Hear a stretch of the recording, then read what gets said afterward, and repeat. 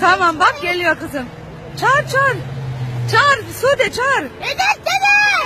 Recep dede. Aa bak burada Sude bak bak. Sude git lan. Hadi git lan koş. Yavaş annem yavaş. Yürü.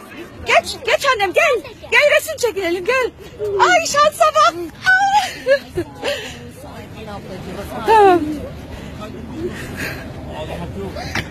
Niye alıyor? Sizi çok seviyor. İkisi de çok seviyorlar. Biz de sizi çok seviyoruz. Bak oyuncaklara. Ceren öp. Dede öp. Baba nereden geldin? Başkanım. İsviçre'den İsviçre'den geliyoruz biz. Tamam. Bak bu senin. Ay. Gelin bakayım birisi. İsviçre'den gel. Şöyle dönün o tarafa. Dön anneciğim resmi.